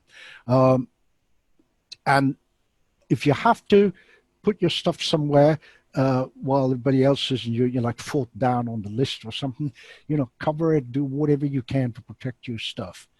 Because somebody else, the juggler or the guy with the dancing dog or, the singing cat or whatever the other acts are, they're curious. They will come and look at it. If you can stay next to it, so much the better. If you can't, you got to go take a pee or whatever, cover it, do something, put a notice up. If you've got big illusions, I mean, I don't do any of those anymore. It's too damn expensive to move around with. Put a sign up there, go, do not touch or even danger, which is why I always put something on if I'm using the table, which more often than not I don't. Not because I need it, and I'm not doing close up, because it just looks nice where it is. And I've got a very elegant satin tablecloth, and it's part of the character that it's got to be right. If I'm backstage or in the wings waiting to go on, I'll put something else on it and then cover it. Because they haven't, put down the worst thing that someone's carrying is a cup of coffee, makes rings. And I have no idea why people drink this. I used to, but I don't anymore. It is a Coca-Cola bottle. Those rings will never come out. Those stains, they just don't come out. They just don't come out. And you've ruined some really good, clever, expensive stuff. So yeah, they're just like little tips. Okay, I think, what do you say, Michael? We've kind of gone just over 2 hours. Wow. Probably too much. I know, it's probably too much. It's almost time for bed. It's almost my bedtime. Somebody asked about the subtrunk story. So I can very, very briefly tell it. It's Go for it. I'm one fine. of many. I'm cool. One of many horror stories I've had. The more shows you do, by the law of averages, you're going to have things go wrong. No matter how many precautions you take precautions. I had just bought this brand new old subtrunk. It was from the 1940s, those big heavy ones where the lid is about yay thick. And I won't go into detail, but the trap opens in a completely different way than those new ones, relatively new ones. And so I didn't want to take a chance. There was room for 2 people to hide in that thing. If you ever want to contact me, you want to do something, I mean, hey, I'm easy to find. I'm anthonydarkstone@gmail.com. It's that simple. Feel free. You know what? From the heart, those of you who know me will tell you this is true. It's my passion and it's my way of really saying thank you and giving back to all the wonderful things from, Markham, Eugene, Ali, Pat, and there's another whole list of people. Michael, do you want to say something? And then we'll ask Jeff to wrap it up. So can I leave the I last word? do. Can I I leave the last want, word to you, Michael? I'd love to have everybody show their appreciation for Anthony Darkstone, virtual applause or however we'll do that. And I want to personally thank you, Anthony Darkstone, a wealth of information. Thank you so much for this workshop. I have a funny feeling it's only the beginning. I also want to give my great thanks out to Jeff, Oh, who's yeah. more than just a techie guy. I don't know how else to describe him. Great gratitude and appreciation to you, Jeff. You make us look good. And I want to thank all of you out there who are watching, either during or after the fact. Thank you so much for coming out, spending the time to watch us. And of course, I'm sorry I forgot our esteemed president of the Magic Circle, Noel. I want to give great thanks for him taking the time to Indeed. visit us Yes. this day. Yes.